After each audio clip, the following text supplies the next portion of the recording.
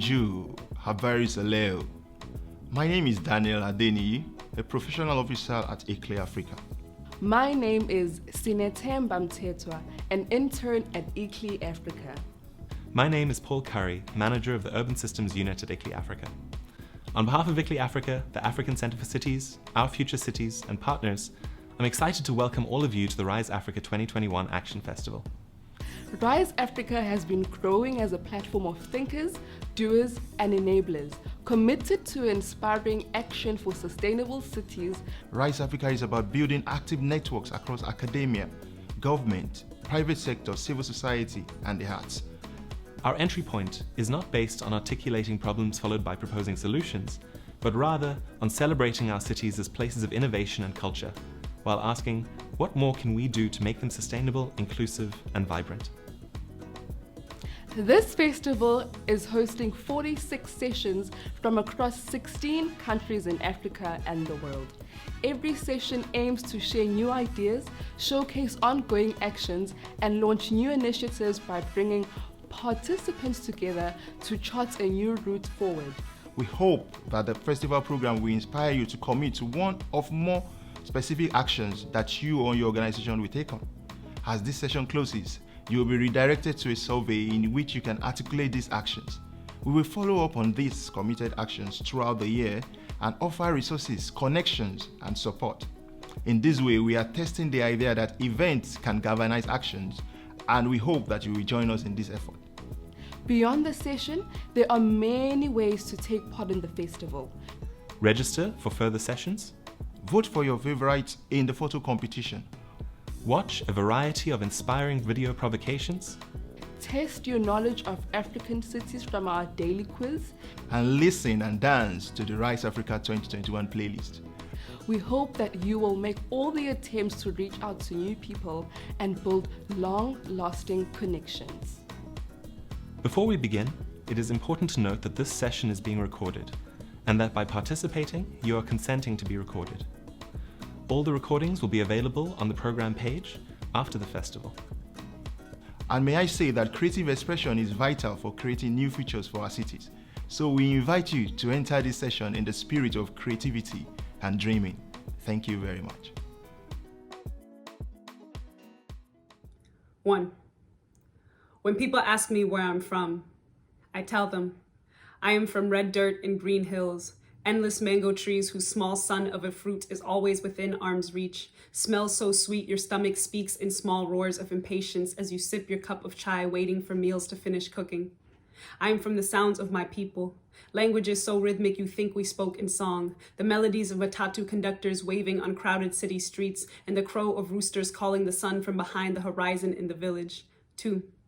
When people ask me where I am from, I tell them, I am from a country mispronounced into modernity by wandering white men, from big men with small minds who stole the spoils of our struggles with no shame or foresight. I tell them I come from those who resisted, those whose dreams defied their bullets even after their breath was stolen from their bodies. 3. When people ask me where it is I'm from, I tell them I am from a new story about this country, this continent, this world. A new tale told by new authors, unafraid to wield the pen as a small spear, our ancestors as shield, our history as armor, as we use our words to help write this world anew.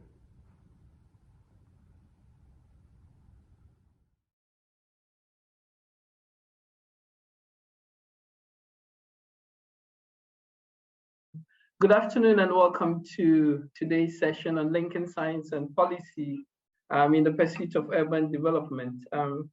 Before I proceed, I would encourage your listeners and viewers to just mute their cameras and their audio until the question and answer session is actually in session. I'm actually presenting this session. I'm hosting this session together with my colleagues from LIRA project from Makerere University and University of Cape Town. In today's session, I will just give a brief overview of what we are going to discuss. I mean, again, in terms of the opening remarks, it said that we should be more creative and not critical, but I'm trying to see how well I can be creative in my presentation than not necessarily going critical. But before I proceed, my name is Kweku Cranton, and I am a professional officer at ICLEI Africa. I will allow my colleagues to also introduce themselves before I get into the nitty-gritties of today's session. So over to you, Alice. Thanks, Kweku, and great to be with everybody today. I recognize a few names. Nice to be with some of my Lyra colleagues. My name is Alice McClure, and I work at the University of Cape Town in a research group called the Climate System Analysis Group. And I focus on understanding risks and building resilience, particularly in African cities. And I have a strong interest in understanding learning processes that bring together academia and societal stakeholders to produce relevant knowledge so we can respond to these climate risks. Over to you, Karim.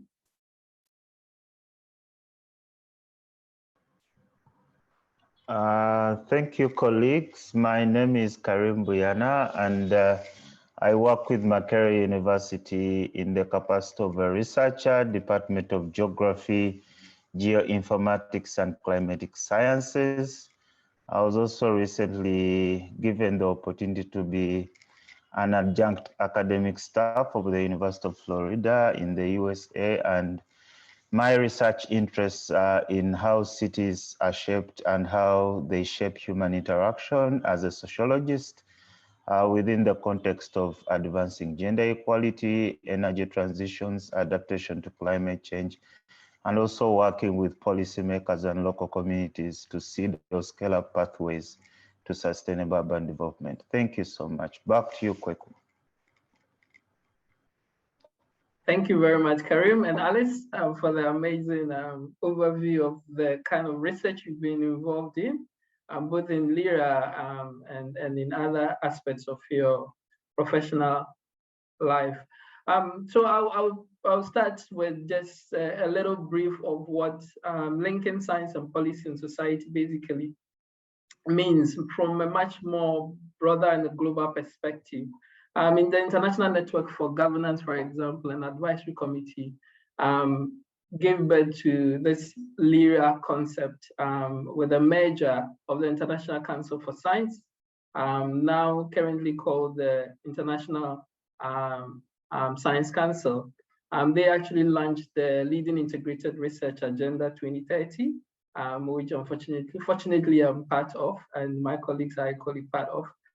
Particular project was actually managed by NASAC, that is the Network for African Academy of Sciences. They manage this particular project, and we all participated actively in various research works trying to understand the linkages between science and policy and society interaction. So the details and Alice and Karim will give you details of their research work in this particular domain. I'm just going to give you just a broad overview of what we mean by the linkage between science, policy, and society. Again, Future Earth, for example, has also done some work in this particular area, also trying to bring stakeholders to actually have much detailed discussion in terms of how to forge the way for sustainable development in terms of mobilizing local experts in developing countries and encouraging the uptake of science in policy and practice. Also, the Intergovernmental Science Policy Platform on Biodiversity and Ecosystem Services are also doing something in that regard, broadening the application of the sustainability science approach. There's also another research consortium that is also doing something in the area of linking science, policy, and society. So this particular, today's presentation is actually drawing from the already existing projects, works from various fields, not restricted to just urban development, to actually pursue or try to understand how to actually enable this particular connection and linkage to actually foster or to happen. So today's session, we will try, I don't know whether the session will completely answer all these particular objectives, but how to unlock knowledge in science, policy, and society to enable sustainable urban development in Africa, how can knowledge brokers, in terms of academia or academics or scientists, unlock investment opportunities towards sustainable urban development? how can integrated knowledge bring about transformative urban development? So these are very touchy topics that I think each of the presentations would likely touch on. So before I go on further, again, this is Rise Africa, and we're supposed to celebrate Africa. But before we can also celebrate Africa, it's also very important for us to take stock of where we come from as an African continent and the kind of legacies that have been left on us to build on as a people, and especially as young people. We inherited the colonial urban development infrastructure that is equally unsustainable. It was more designed on a very extractive economic model. Weak local governance structures is what actually dominates sub-Saharan Africa. We have fragile urban infrastructure. We have limited infrastructure investment, rapid expansion of population due to various causes, from conflict to climate change to various factors actually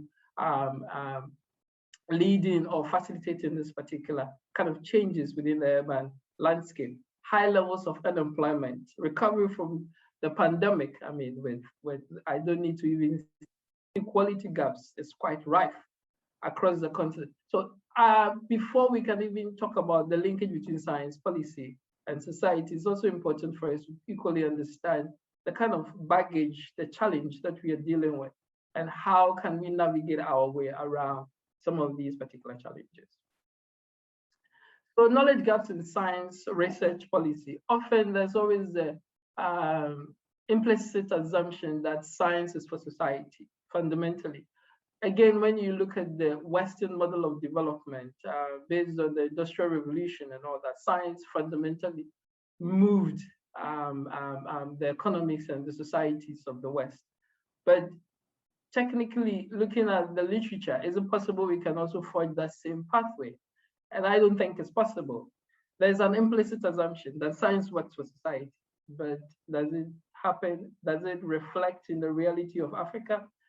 So for us to actually, again, tackle the issue of urban development, it's important for us to think differently about how does science equally engage with society? Is it just scientific reports with recommendations for policy, or how do we forge this? An explicit commitment to actually working with society and not seeing society as an afterthought. In research processes, in policy designs, are equally important in terms of trying to actually understand and bridge the gap between science and policy. And the few presentations, again, will actually delve much more into it. So science for society is more reflective of Western and European ideals. Science with society reflects more of the ideal and the situations in most developing countries, in most global southern economies. And again, it's more relevant in developing contexts. So when we always look at development has always been clearing of anything in sight to put up infrastructure. But it is also the same approach that we bring to knowledge, understanding of societies and understanding of communities. Science for society has always had that assumption that society has no direct input. And for that reason, society is just an object to be studied. In this particular illustration, for example, everything needs to be cleared off for infrastructure to be put in place. But for example, this tree has been in place for more than 100 years. Yet just one day it just loses because, again, the construction of the new infrastructure is going to actually come, the tree will be an impediment in its way. The same way with our traditional knowledge and traditional understanding. There's a lot of indigenous understanding, indigenous knowledge that is embedded within societies and communities. But science often goes around that and replaces that. And for us to actually forge that understanding of urban development, it's also important for us to understand the communities that are going to benefit from these particular development objectives and goals that we're actually setting for, and how does it resonate with them. And these are the ideals that I believe, if we begin to think critically about, can actually help us to forge a better pathway in terms of sustainable urban development. All right, so science for society versus science with society. Again, I want to delve a little bit into details with this one. So naturally, this is all that I've been explaining. Science on one side, society or policy on another side, and the benefit is supposed to be society. This is the assumption. This is the implicit assumption. However, if we move society and create a whole understanding of society for itself as a knowledge space in itself, be able to contribute towards development, that is where we can actually realize what we mean by transformative development. However, this whole diagram is not conclusive without some very important elements here. Without the requisite financing to be able to actually encourage the interaction between these domains of knowledge, there's nothing going to work. So what I'm also trying to tease out from this presentation is that transformative urban development, what does it mean in the context of Africa? If we want to develop transformatively, what are the things that needs to shift?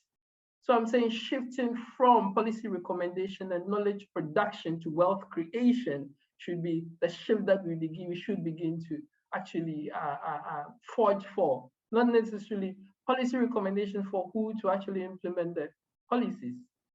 Shift in knowledge production for publication for who to take the publications of. But if this inures to the benefit of the ordinary person on the street, then we will begin to be able to see some form of development. I'm saying finance mechanisms are important to be able to unlock opportunities for local development.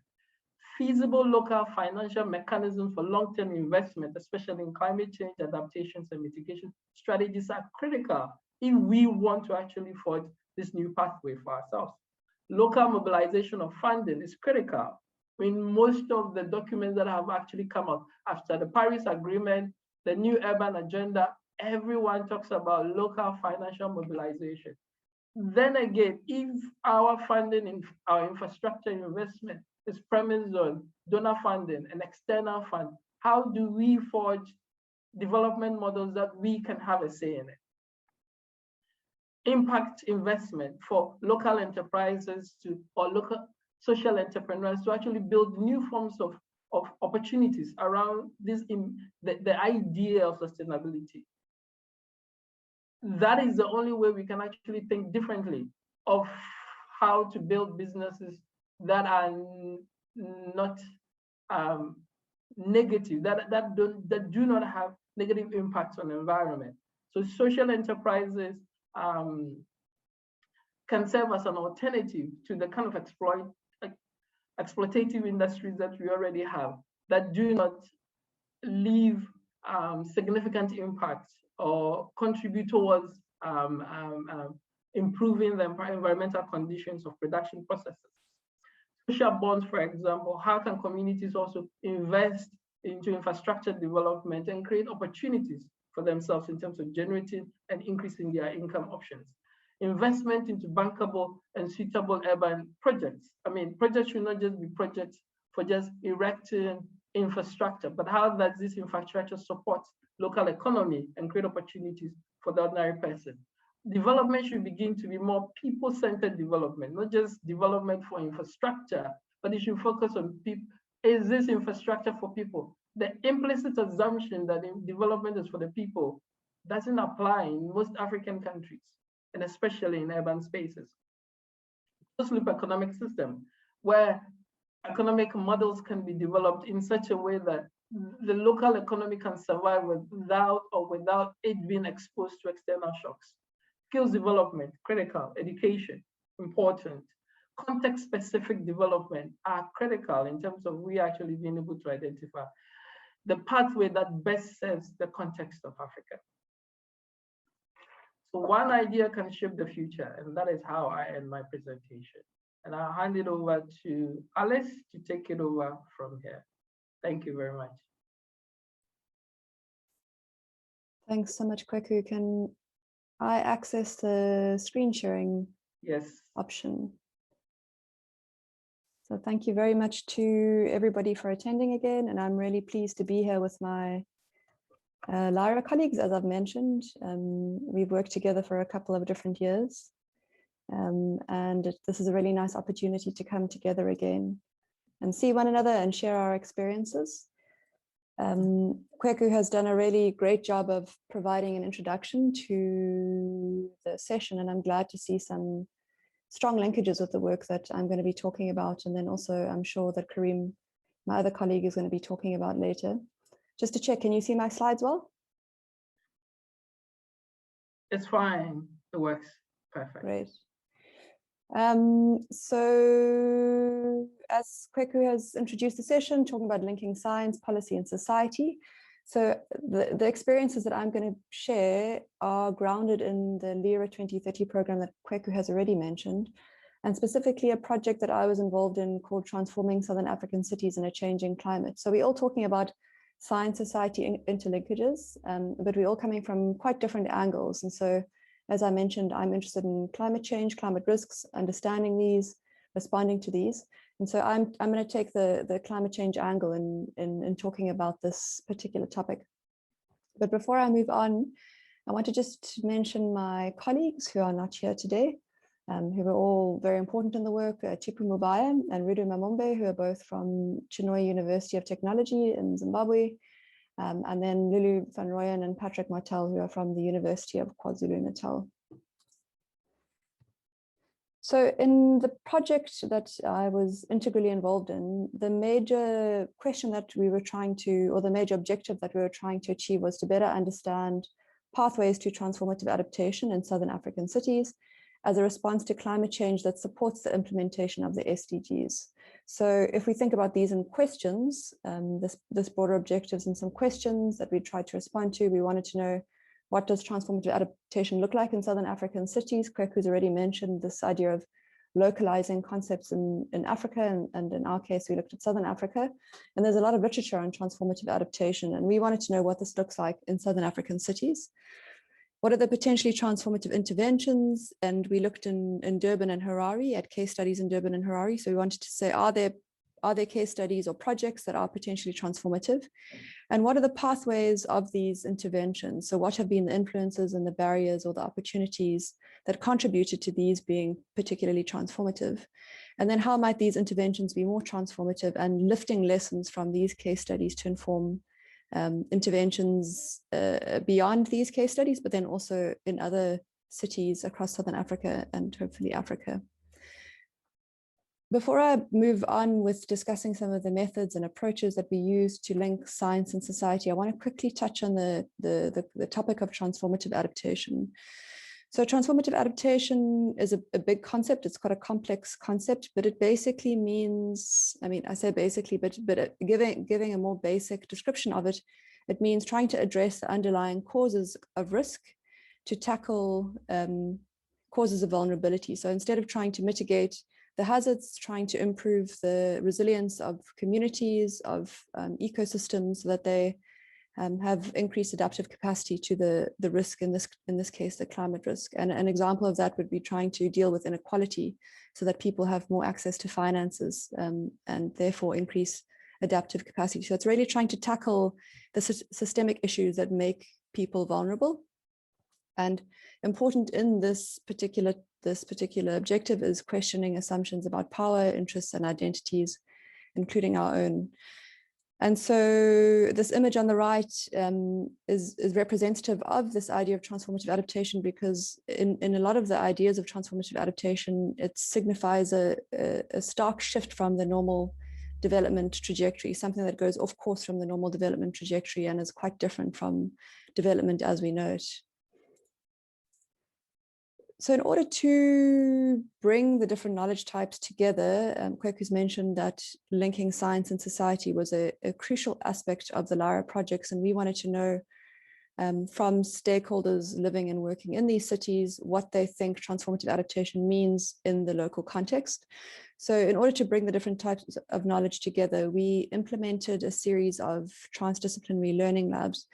And transdisciplinary learning labs are basically facilitated events that bring together a wide range of stakeholders to grapple with issues from multiple perspectives and then to consider appropriate responses to these. And so the blue bubbles at the top of this image show a series of learning labs and the themes of these learning labs. And then the gray bubbles at the bottom show some of the more traditional research processes that were implemented. And I think what's important about the blue bubbles numbered from 1 through to 4 is that they weren't predefined ahead of time. So we didn't know what we wanted to achieve in Learning Lab 2 or 3 or 4 before we implemented Learning Lab 1 with stakeholders and prioritized criteria of transformative adaptation, and then chose case studies with stakeholders of transformative adaptation or potentially transformative adaptation. And so then once we'd co-decided on these criteria and case studies with stakeholders and cities, we took this information and we designed the rest of our research processes, our more traditional research processes, and then also built on those in the societal engagements after that. So in the second learning lab, we imagined what a transformed landscape might look like in Durban and Harare. We have these case studies of transformative adaptation, but what is the bigger picture that they are all working towards? What's everything adding up to? And so we tried to unpack this with societal stakeholders. And then in the third learning lab, we revisited this broader landscape of change, and we unpacked pathways towards this landscape of change. And we also included some site visits and to visit some of the case studies that had been looked at. And then in the fourth learning lab, we shared some findings from some of the more traditional research activities and tried to spark thinking about transformative climate adaptation into the future. And as you can see, as I've mentioned, there were some more traditional research processes alongside those transdisciplinary learning labs. I think another important thing to mention is that these two sort of streams of processes, the more traditional and the societal engagements, couldn't have happened without one another. They constantly needed to feed into one another to design these activities. And there was also in the yellow blocks, you can see some of the outputs that were being produced to keep everybody updated of what was going on. So between these learning labs, there was quite a lot of constant communication to let stakeholders know what was going on in the background and the research that was being done. I think another also important aspect that came out of this work, and I'd be happy to share it, is this documentary that we ended up producing on some of the transformative interventions in Durban. And this became a really valuable knowledge source to share with some of the Harare colleagues, but then also beyond Harare on particularly transformative interventions that have been implemented in Durban. So some of the activities that were used in these learning labs to bridge science, society, and policy, I've spoken a bit about some of the more academic exercises, and they're probably less exciting than the exercises that were implemented in the learning labs. But the more academic exercises included aspects like literature reviews, interviews, analyzing the interviews using theory, etc. But I want to delve a little bit more into the learning labs themselves. So in the learning labs, and I think this is where these transdisciplinary spaces were quite different from my colleagues. Karim will talk a little bit about his transdisciplinary activities just now. The learning labs were quite carefully facilitated spaces, and they were, this idea of a third space was created. So it was a space outside of people's home spaces. So my home space, for example, is the university. Someone from the municipality, their home space will be the municipality. And this idea of the third space is a space outside of these home spaces where everybody enters into this third space on sort of an equal footing. So nobody owns that space, so to speak. There was also lots of time for dialogue, debate, and learning from peers in the learning labs. So it wasn't about researchers sharing their ideas and societal stakeholders listening. There was a lot of time for challenging, for dialogue, debate, and this idea of mutual learning was really important in the learning labs. There were at times hours and hours of people just talking and sharing their own experiences. Also games and interactive exercises that encouraged participation and also helped to level the playing field a bit and introduce a sense of humor and to help people loosen up. And then there was a lot of sort of blending the outcomes of the academic exercises with the societal exercises. So as I've mentioned, we co-developed criteria of transformative adaptation with stakeholders in cities. And then we co-decided on some case studies that were potentially transformative. And then what we did is we used the co-developed criteria as a framework to assess the case studies to see how much they met these criteria and what we could learn from applying this framework to the case studies. And there were also site visits and city-to-city exchanges, which were really important for Harare stakeholders to visit Durban and learn from what was going on there, and for Durban stakeholders to hear from the Harare colleagues to learn about what was going on in Harare. This is just a quick overview showing some of the exercises in a more sort of visual way. You can see some of the site visits in the bottom near the right-hand corner where we visited some of the case studies. So all of the case studies focused on water management. And in Durban, we were looking at aspects of flood risk, and in Harare, it was more about water security, so water quality and quantity. And in the image near the bottom right, that's from one of the case studies that we looked at in Durban that dealt with managing waterways to deal with flood risk. And then you can see some of the more interactive exercises as well in these photographs. So the co-defined criteria that came out from these learning labs with participants, and this is currently being written up, the 5 or the 6 that were decided on in the end were aspects of, so the case studies that the stakeholders said needed to be fundamental in terms of their changes in thinking and doing. The case studies needed to show something really different from the norm. And these fundamental changes needed to be sustainable as well over time. They needed to be really inclusive, so including a lot of people in the decision-making process, all the way from sort of strategic design of these interventions down to what was happening at the ground level. The interventions needed to provide opportunities to challenge power asymmetries. They needed to be demonstrable in practice, so it's no good for these interventions to just be producing knowledge. They've got to have sort of tangible outputs in order to show some kind of transformative extent. A really important one was this idea of being responsive and flexible. So stakeholders believed that in order for interventions to be transformative, they needed to be able to respond to the context in which they were working, and to also be flexible, to not have a long-term plan in terms of what they were going to do, or they could have a broad long-term plan, but to be able to respond to the challenges and to change course depending on what challenges arose and what opportunities arose as well. And then another important co-developed criteria was this idea of holistic complex systems thinking. So looking at the problems that are being dealt with in a more holistic way, and also looking at the benefits across different sectors from the interventions. So those were as I've mentioned, the co-defined criteria that came out of the learning labs with societal stakeholders in Durban and Harare. And so, as I've mentioned, in Durban, we looked at those case studies that focused on flood risk. And then in Harare, we looked at those case studies that focused on water security. And I think what was interesting about these case studies, and as I've mentioned, these case studies were actually put forward by the stakeholders themselves. Once we had identified the co-developed criteria of transformative adaptation, the stakeholders proposed these case studies as being potentially transformative. And what we could do towards the end of the project was compare these case studies and understand some of the relations that are shaping the more transformative approaches to in this case, water-related climate risks. And what we noticed across all the different case studies is this idea of physical landscapes or contextuality being really important. And it seems like something that's quite obvious, but it means that you can't really sort of impose an idea for a project without really understanding the physical landscape in which the project is going to be implemented. And again, I want to go to the case studies to explain this a little bit more.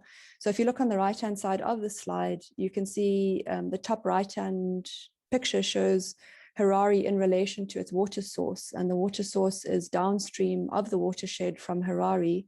And so the problems that the Harare residents are facing relate to pollution that's being produced in Harare and flowing down that watershed into the their water source.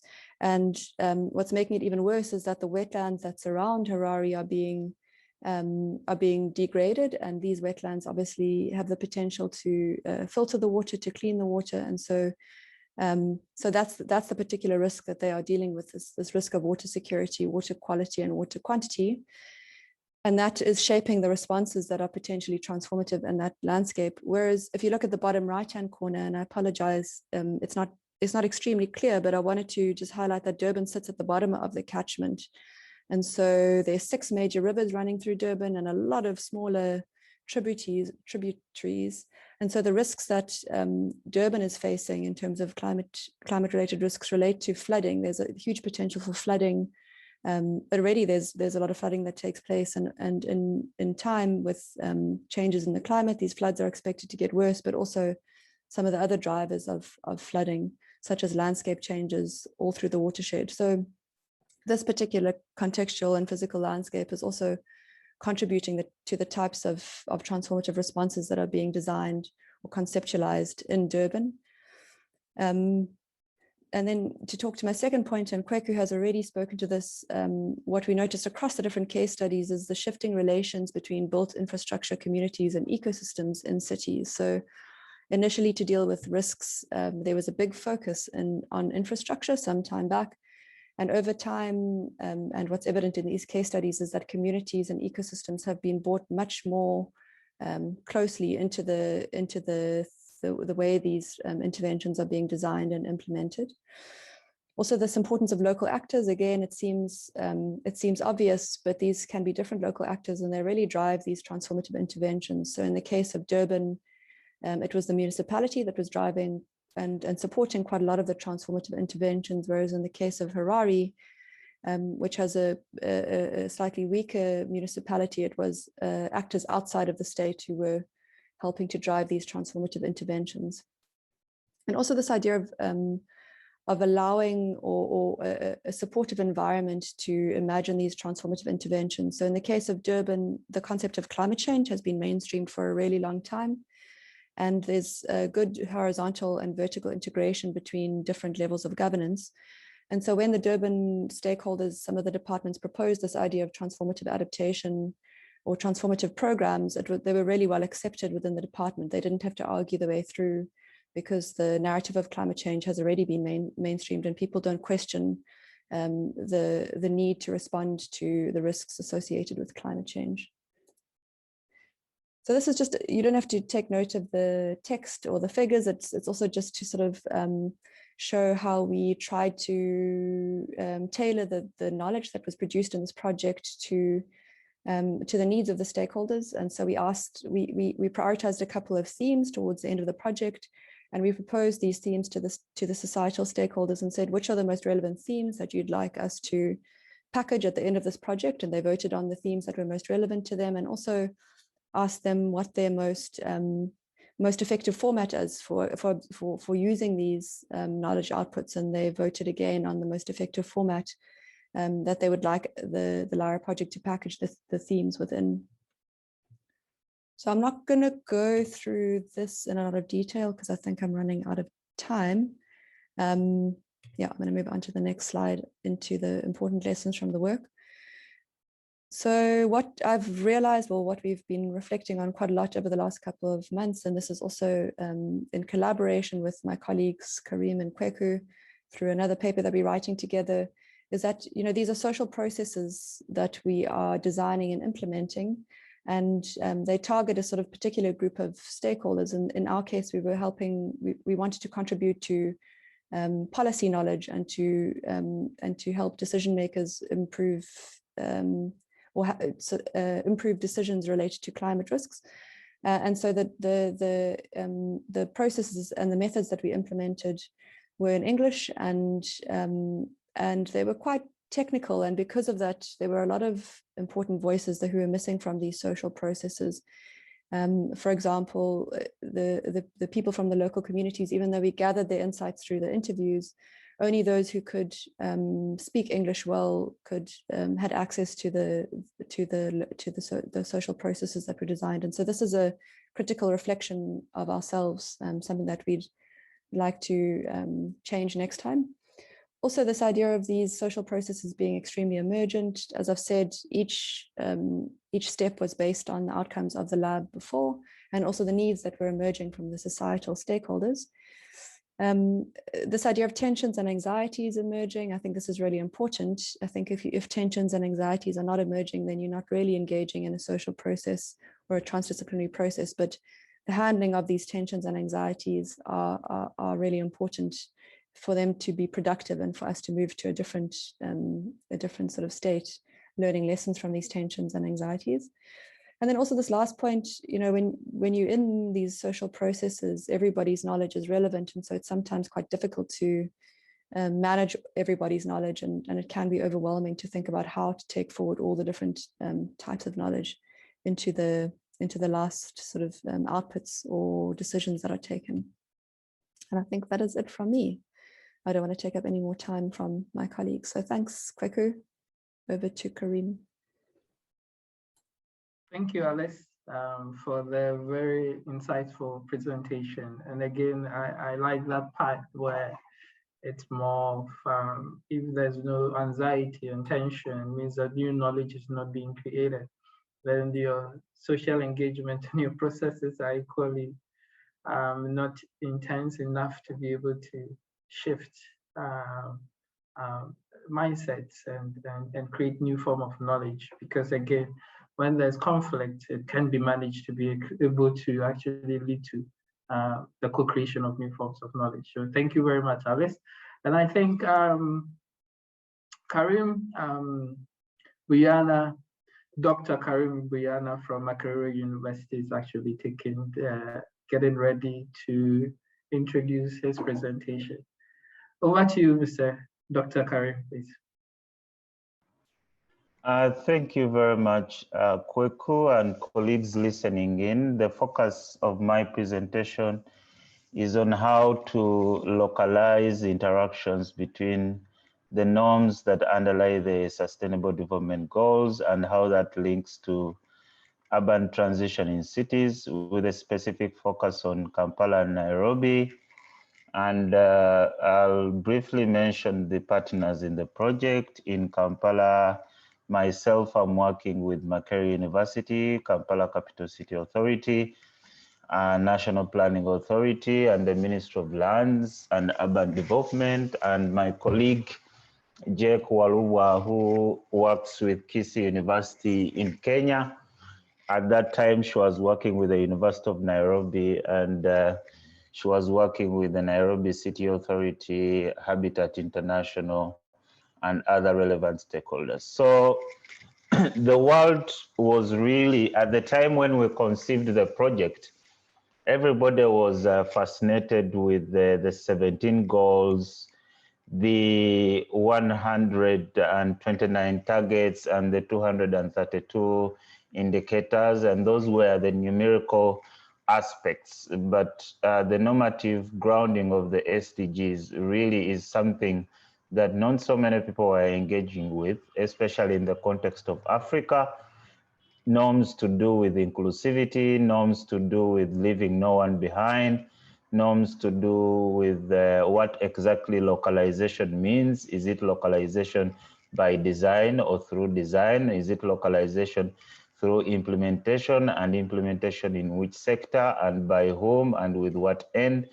So those questions were very critical, and therefore we decided to focus on this. And the objective of the project is really to engage policymakers, local communities, and the academia through producing digestible forms of knowledge that can speak to the normative statements and how those normative statements are interpreted and the meanings they hold at local scale. And we went through an entire co-production process, like my colleagues Alice and Kweku have alluded to. And we kind of came up with a mapping of these co-production science policy interfaces, the forms of interactions, and what would be the purpose of the interactions, and the roles of different stakeholders, to kind of put together a methodology that would follow And really in our synthesis and capturing of high moments and milestones of our project, we came up with these two levels of interaction and the forms, where level 1 is the most known, where you do science for policy and local communities, which can be broken down in two forms of interactions. We have the single one-way interaction and the multiple-way interactions, where the single way you simply, the conventional traditional way, you're simply generating study findings and informing the other stakeholders. And then the multiple ways is the information across sectors. You're not only informing people in energy, but you're also informing people at the in waste management, in water, bringing in the nexuses between the different sectors, but in a way that is science for policy. Then level 2 is science with policy, like Kweku alluded to, and we built on that to ask and dig deeper what exactly this would mean and how it has unfolded in our project. And we're able to learn that there are two levels that we could consider that we experienced.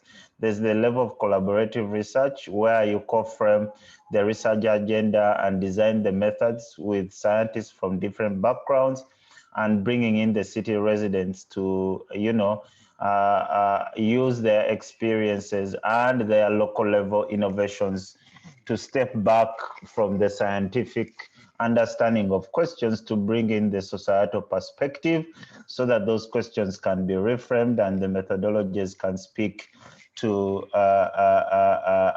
their realities. And this is when, for example, we were pairing local community actors with the academics to do the kind of field work that we needed. And by pairing those two, then we would easily check on each other's biases, the biases from the local communities, but also the biases from our own scientific methods. And then we also considered joint decision-making and implementation of projects using boundary objects. And this is when we experiment and jointly act on change together with different stakeholders. And in this one, we are using the boundary object of an energy briquette, which is an alternative source of energy that is generated from the recycling of organic waste as an alternative to charcoal, which is a danger to not only the maintenance of land uses, but also indoor air pollution for the households. So that's how we followed through. I've already talked about the partners, and through those processes, we were able to co-design an analytical framework initially that would generate the linkages between these global normative statements around SDGs and how they are locally interpreted or how they can be applied locally. And there are two sides of the coin in the analytical framework.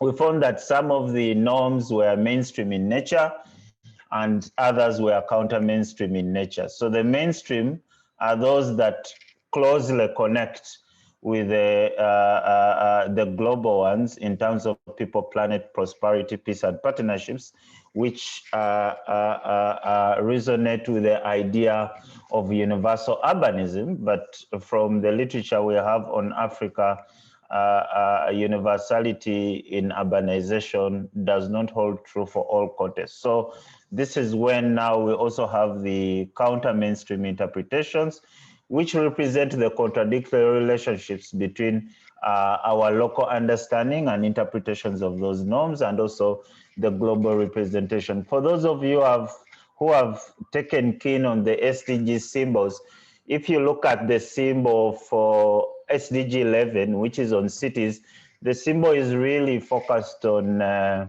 skyscrapers and built environments, whereas in Africa, some of the literature and some of us who subscribe to the view, we think having less built cities and maintaining their ecological pattern is the best way to go in the future, rather than, skyscrapers and buildings that define our urban form. We don't want to take the trajectory of New York and others. So those are some of the contradictions that I can quickly talk about. And really, this framework, if you look at, for example, the SDG 6, it talks about ensuring availability and sustainable management of water and sanitation for all. And the local people are telling us, to them, this means avoiding wasting water, because their argument was that there's a lot of water that is being wasted, including rainwater, including water that could be reused, especially water that is coming from bathrooms, water that is coming from washing bays and others. That water could be reused. So for them, that SDG 6 meant avoiding wasting water, and that's one of the mainstream interpretations. And then ensure affordable, reliable, and sustainable modern energy for all. It meant always saving energy. And then when you come to the counter mainstream interpretations, for example, SDG 1 on end poverty in all its forms and everywhere, our thinking as scientists was ending income poverty and, helping people to skill build and to enhance their skills in terms of energy briquette making. But the local people were saying, donate what you don't use. So it was more about the distributional effect and closing the gaps within the distributional effect of incomes, rather than actually generating incomes or equipping them with skills. So this is the framework. And then we came to the observation that not all interactions between SDG norms and our local interpretations were falling into the framework, but rather the framework is a starting point on how you can coherently translate the diverse social constructs around SDG norms to discern the local and global connections and measurements across cities, or not only Africa, but also globally. And then we used that to come up with the Local Agenda 2030, which we launched in Kampala City together with the partners. You can see, those of you who are familiar with the Executive Director, NASAC, like Amola and others, you can see her there. She was part of the launch, plus other colleagues from the local communities and the policymakers. And then some of the issues were taken up by the United Nations Economic Commission for Africa, which then nurtured our partnerships with the National Planning Authority of Uganda to engage with the authority and the ministry, and then see how to mainstream urban SDGs into the new urban agenda, and the new urban agenda into the National Development Plan of the Republic of Uganda. And for that, we offered a background paper, which then was used at the National Planning Conference. And some of the quick lessons we learned is that all these norms around private sector implementation of SDGs, leaving no one behind, policy coherence, Africa really may not realize some of this because, for example, policy coherence is a very kind of abstract norm given the stark urban differentiations across Africa, North Africa, South Africa, East Africa, West Africa, and Central Africa. And also this notion of leaving no one behind. How do you match that with the varying interests of different vulnerable population, refugees, urban migrants, people living with HIV/AIDS, the women who are currently falling out of the job market because of COVID-19? How do you match that with the principle of leaving no one behind? And in terms of co-production is quite an engaging process. And like Alice has alluded to, the promise of symbiotic relationships in co-production due to power dynamics may not easily come to fruition. Sometimes there are contradictions between different disciplines and different urban sectors, but also those clashing perspectives and contradictions or conflicts are the moments as to when then it becomes conscious to you as an academic that you yourself, you have certain biases about certain aspects of sustainable urban development. So briefly, those are the learnings and those were the experiences and high moments of our project. Thank you very much.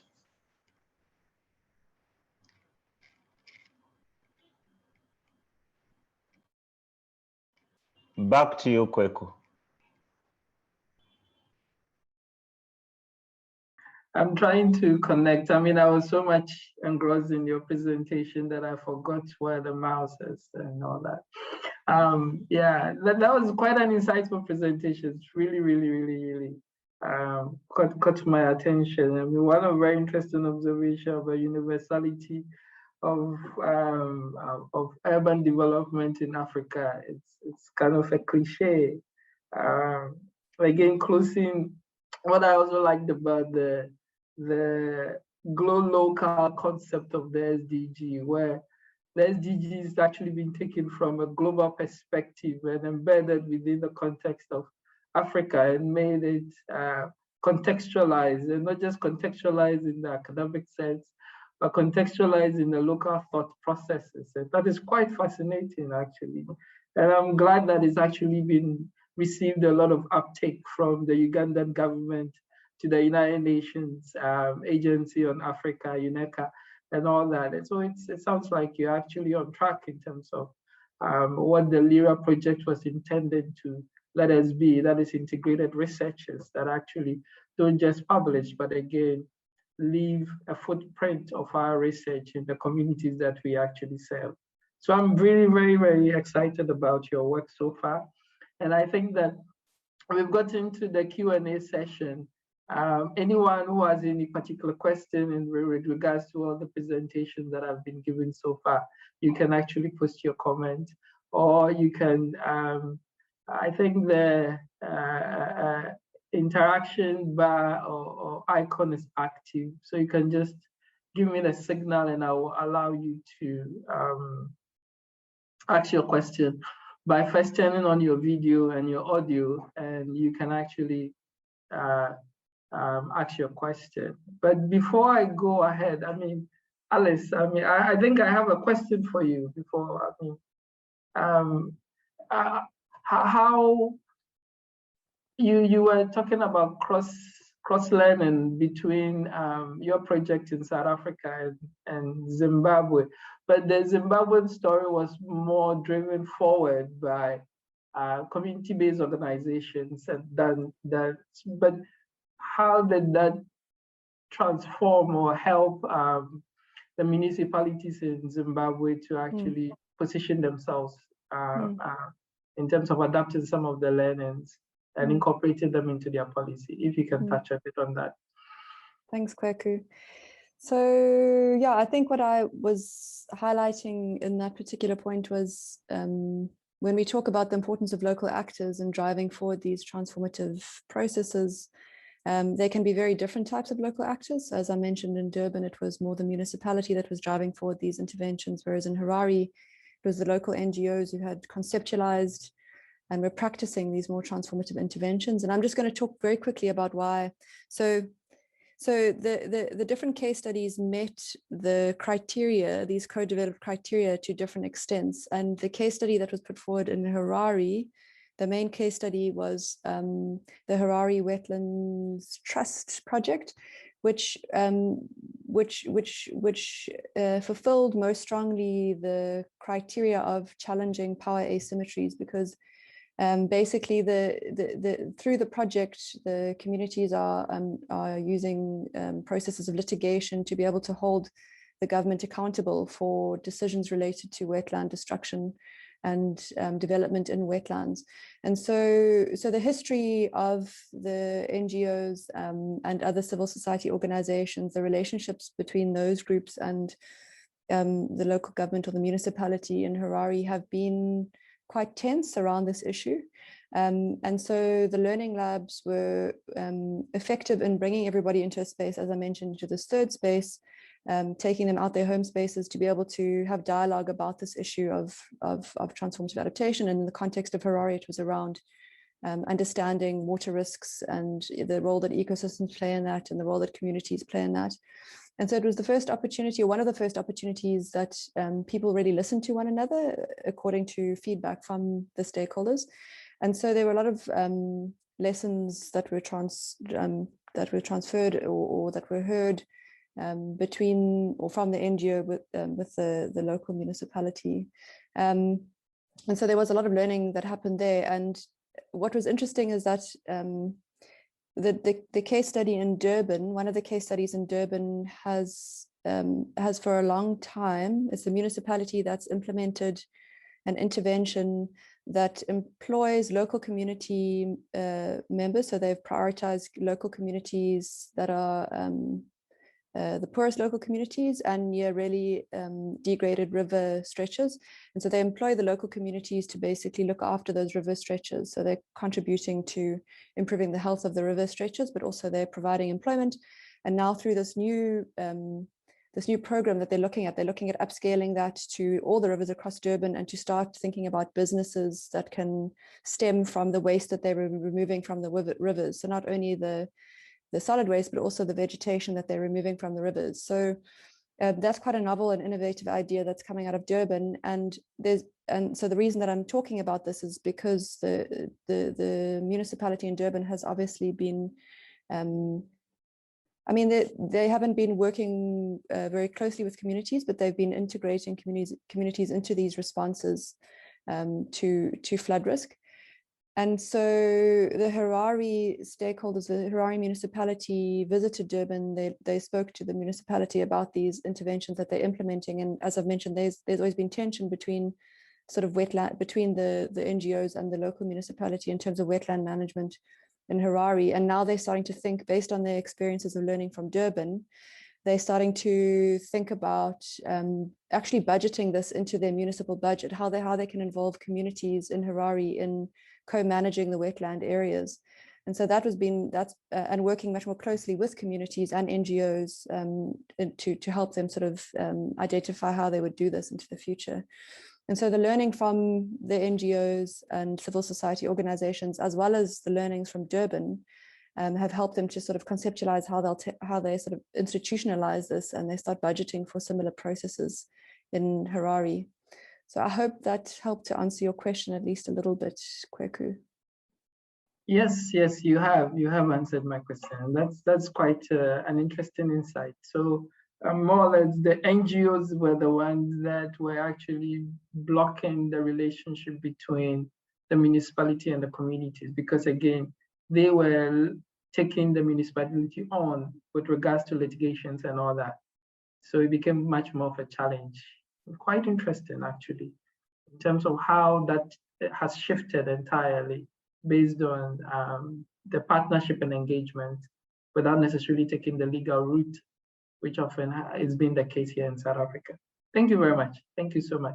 But I have a question for Mr. Karim. Sorry, I've been calling Mr. Karim. Dr. Karim. Localizing SDGs. I noticed one very interesting statement that you made regarding, yes, we localize the SDGs.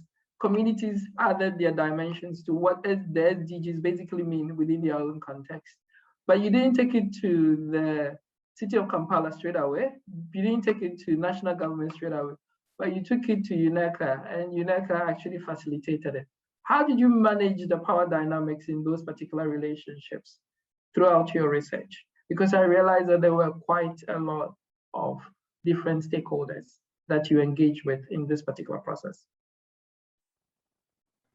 Yes, Kweku, that's a very good question. And UNECA, like the label sounds, Economic Commission, they look at cities as economic engines. How do you push industrialization? How do you push infrastructure that supports that industrialization? And how do you ensure that the jobs that come from infrastructure maintenance and operations and also industrialization create what they call urban primacy, concentration zones where people, can access jobs, but also at the same time access other urban services, including water and others. So then I was coming from the perspective of environmental and social sustainability, but also economic sustainability, because of the acknowledgement that Africa is not homogeneous, but also it's a continent that has now been confronted by intersectional discrimination and intersectional inequalities. Inequalities not only stemming from blackness, but also from gender, from being migrant, from being located in the city or a rural town. So pushing through my social and environmental sustainability was something I found very, very hard, because also the government in Uganda was prioritizing industrialization, infrastructure, wealth creation, now that we have discovered oil and the others. So how can you create regional cities that would then, support this idea of industrialization? So the crack really in the power dynamics was at the National Planning Conference, where I was able to crack the idea that if you focus on economic sustainability at the expense of social and environmental sustainability, actually your economic gains may not be sustainable. And I showed some case studies and some figures and the reason as to why. I gave the example of Venezuela. Venezuela took the path of economic sustainability by partnering with the Russians to generate the oil, and there was a boom. I gave the example of Saudi Arabia and others in the Middle East who have taken a similar path. And then all of a sudden, due to climate risks, due to COVID, those economic gains becomes, they can be easily swallowed up. And also the social inequalities that persist underneath that threaten actually peace and security in the country. They were not all were convinced, but I pushed for a balanced view about sustainability, which is economic, social, and environmental, in a way that, some of the policymakers were convinced. So they were able to take up some of the ideas around the SDGs. So for example, some of them thought that mainstreaming urban SDGs meant taking care of only SDG 11. But I brought to their attention that actually life on water, life underwater, life on land, and other environmental and social related SDGs such as SDG 5 on gender equality were actually central to urban mainstreaming of SDGs in national development plans because of the interconnected nature of the SDGs, rather than just picking one SDG, SDG 11, and saying we have mainstreamed the urban SDG into the National Development Plan. Thank you.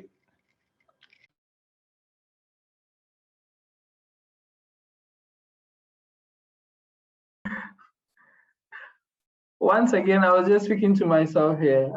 I said, that sounds so cool, you pushing the agenda and demonstrating it to policymakers. Again, being able to actually demonstrate examples and case studies from other contexts to make sense. I mean, it's quite a great feat to achieve. But there are few people who want to ask questions. I think I have asked enough. And there's a lady, someone wants to ask Amolo a question. Please, if you're available to answer the question, that's fine. Amolo wasn't part of the panelists, but she is one of our ICLEI colleagues. So if you want to ask a question, you can still turn your camera on. I'll allow you to, and just ask your question. That is fine. Kwaku, it's me who wants to ask Amolo a question, but I don't want to take time away from others. But I hope she'll accept my my proposal to ask her a question.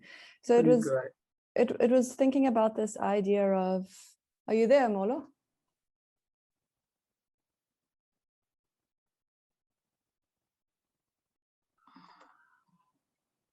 Yes, hi. Hi, Amolo. Alice, nice hi, to see you've ambushed me. I didn't expect to turn my video on. I'm sorry, but you look good, so I think it's all right. Nice to see you again. Nice to see you and everyone else. I have a question. I mean, maybe I'm hoping you're going to be okay to answer it. And it's around this, this drive of creativity in the Rise Festival. There's this idea of focusing on creativity and bringing in artists and poets, and you are a designer yourself, and I was wondering, this topic that's come up a few times around the potential for tensions and contradictions to be managed well, and then how that leads to some kind of change. Do you think this is the job of some of the artists in these processes? Because the artists and the designers, I don't know, they adopt more of sort of a truthful and critical perspective of some of these issues, and they give other people a fright, or they show things in a way that maybe that scientists are too scared to show things in that way. So I was wondering if you had a comment on that. Well, yes. I was formerly a designer, so I don't do much design right now, but I find that creative mindset helps me in any work that I do. So I would agree with you that it's the job of artists and other creatives to help everyone find that artistic side of them, and then hopefully use that as a way of honestly confronting the challenges that we all face.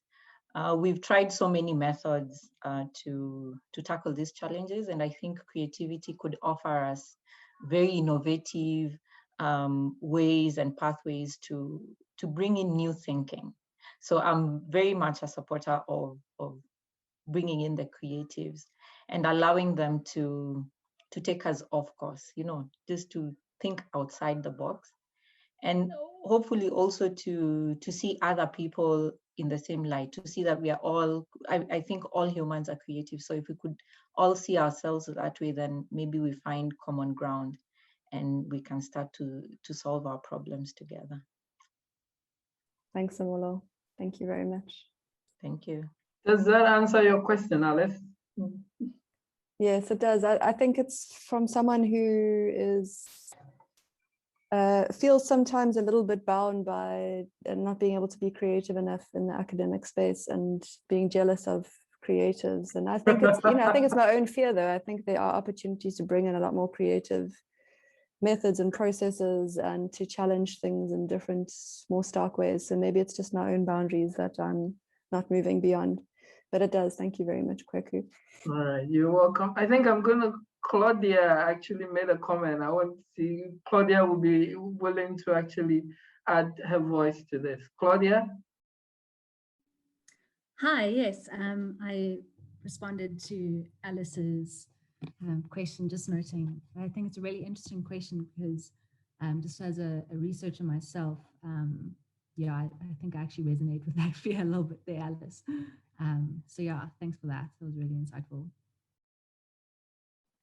I mean, personally, I think I have a question because it's the question of creativity and being critical. Scientists, yes, we are critical, but we are not creative. However, you cannot be creative and be critical at the same time. I'm wondering, where do we find the balance? How do you manage that? Because immediately you start being creative, you lose the critical thought process. I don't know if any one of you have carefully actually interrogated this particular kind of phenomena. Anyone can actually answer.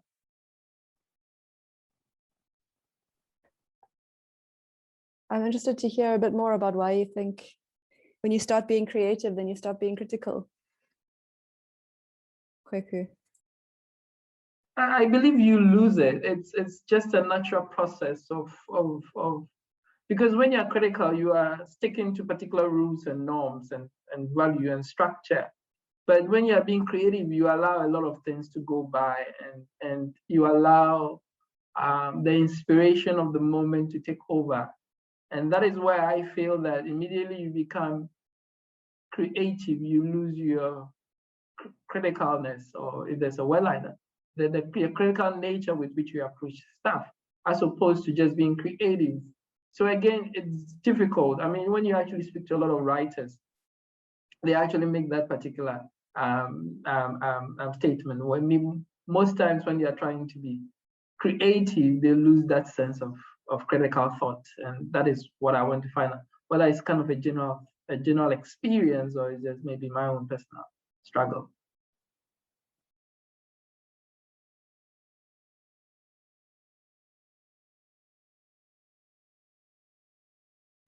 Anyone can take it up. If I can say something, I mean,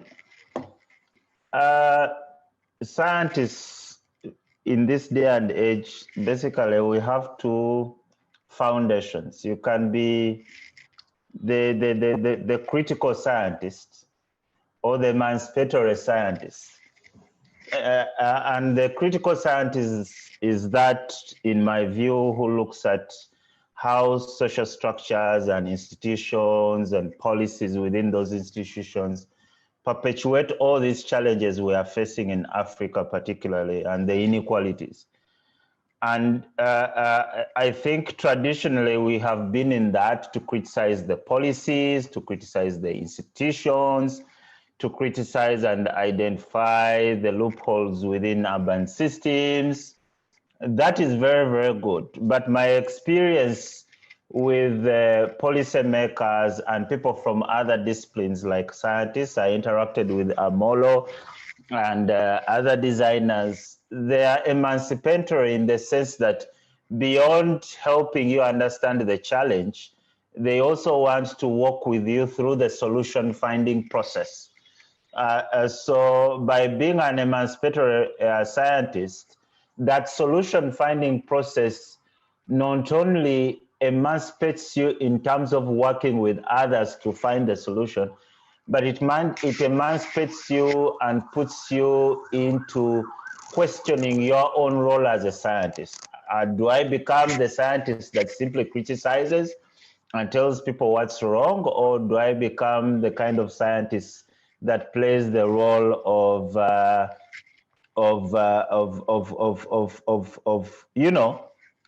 not really finding solutions, but working with others who are in the pathway of finding solutions, so that I can also learn from the solution-oriented kind of scientific endeavors. And yesterday I was talking to someone, for example, the world is talking about which vectors and which vaccines can stop COVID-19.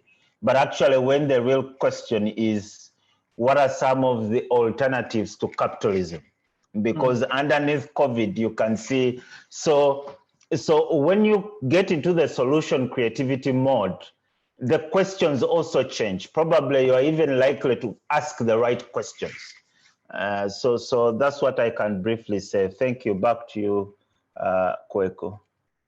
Thank you very much for that insight. I was actually hoping that you would make mention of your famous political genius, Bobby Wine, since he's an artist who is trying to solve a social problem and taking himself into the political limelight to actually address the issue. I thought it would be a very good example, but hey, the example you gave was equally kind of worth it. But before we actually draw the curtains to an end on today's session, I want each of my panelists to just make a brief comment on how do we actually kind of finance or explore. Now we are actually exploring localizing knowledge, but how do we create opportunities to actually create wealth for local communities? Because again, if communities actually identify opportunities in the various projects, in the various climate change projects, in the various adaptation projects, as Alice alluded to, I believe that there would be a natural offtake or an easy uptake of some of these particular projects that are made bankable. It's not just building infrastructure, but if you build infrastructure, how do communities also benefit from the building, the construction even process and all that? So if you too, maybe Amolo can also add to the list, help me in terms of trying to unlock financing for local communities in our pursuit of sustainable urban development. I can kick off if you like, Kweku, yes, on that point. So the aspect of finance is incredibly important, as you've mentioned before. And we've learned a couple of lessons from this particular project and others. I've mentioned how in these the potential projects where they're looking at upscaling this intervention across Durban, they're looking at ways in which businesses or economic activities can be inspired by the the flood risk work that is done. And so I've mentioned stuff around making products out of alien vegetation and other waste that's coming out of the rivers. And a lot of that is just investing a lot of time on the part of the municipality in research and development. So understanding all the different ways, all the different opportunities of being able to create finance from these processes. But what is interesting is that in this process of designing an upscaled version, the municipality has support from the C40 finance facility to do a very thorough cost benefit analysis on implementing these community ecosystem management programs throughout the whole of Durban. So they actually are looking at how bankable this whole intervention is. And so at the end of that, it's expected that this very thorough cost benefit analysis will be done that will be able to put a rand value on investing in ecological infrastructure in Durban. And the reason that, and then to present that to Treasury and say, this is why we should be implementing, this is why we should scale this program up across the whole of Durban. And the reason I tell you this, and I think this is the most important sort of point of this comment, is that the reason that the municipality can do this is because they had already invested money in protecting ecological infrastructure through the community. So there was some kind of pilot that was going on already that was funded by the municipality. And because they had taken the initiative and they'd put funding into this activity, the C40 finance facility were interested in doing a thorough cost benefit analysis that looked at scaling this up. So I think they recognized the initiative that was taken from the municipality. And because of that initial initiative, opportunities have emerged to be able to access global climate finance potentially, and then also more finance from the budget from the municipality itself. So I think it's about bringing in, we need to be able to, there's the problems with trying to put a monetary value on absolutely everything, but drawing on experts who understand and can understand and can pull together information about the rand value of these services, and then the potential to build businesses through creativity again, and looking at all sorts of different options. But I think the key message for me for this particular point is the initial investment that's made by the municipality that is attractive to organizations that help cities with their climate change activities. And that's where Harare, the municipality in Harare learned that through this particular project, and that's why they've started trying to budget it into their own municipal budget, their own wetland management programs, with the potential of these scaling up through other business opportunities, but also maybe being able to access climate finance to understand the benefits of these interventions at a larger scale. Yeah, that's it from me. That sounds excellent. Karim, would you want to also add your last closing comment on localizing financing for bankable projects in urban development? Yes, my experience is around 3 entry points. Number one is co-financing for scaling up already existing initiatives. I talked about the energy briquettes from organic recycling in Kampala and Nairobi. There's a project I'm associated with called Urban No, which focuses on closing urban inequalities. So building on the previous experience with Lyra and other projects, we are able to put in the proposal some money for buying energy briquetting making machines for the communities. But that is in a context where the local communities are already, on the way of financing some of their activities from their own sources. So we're simply co-financing for scaling up.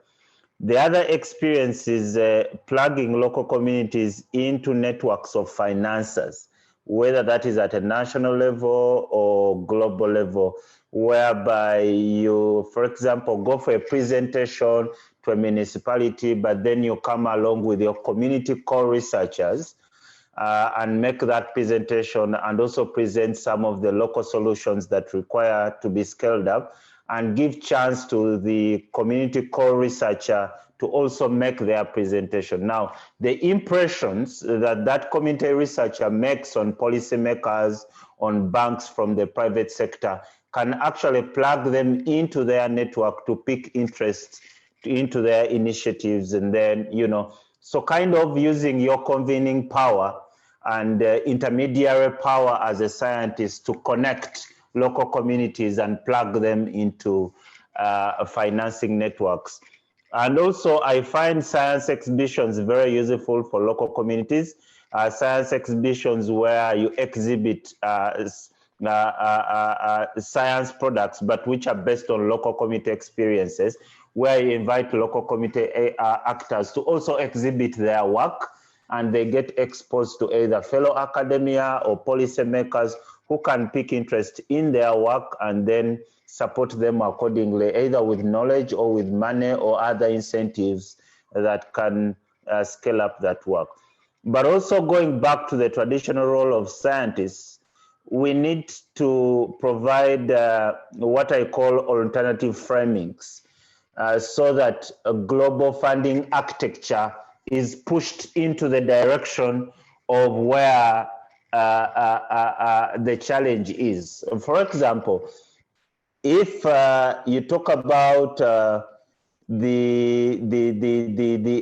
experience of COVID-19 as as capitalism being an encroachment on undisturbable ecosystems to further whether it is legal or illegal global trade, then and you are at that platform where international funding architecture happens, then you kind of provide an alternative framing for financing. And really, this I saw this when we're pushing for transdisciplinary research. Transdisciplinary research was an alternative framing of scientific research methods that then has started to push funders of science into a direction that is alternative to what we were used to before. So again, that global overarching role as scientists to generate alternative framings that can then inform international aid architecture or financing architecture is very, very important for us to consider and use those platforms accordingly, rather than reinforcing the existing framings that inform funding of all sorts. Thank you. Thank you so much, Dr. Karim. I don't know, I wish I could actually add the closing comment to this, but I think both speakers have done an amazing job by being able to actually just tackle all the questions that I had set out for my objectives.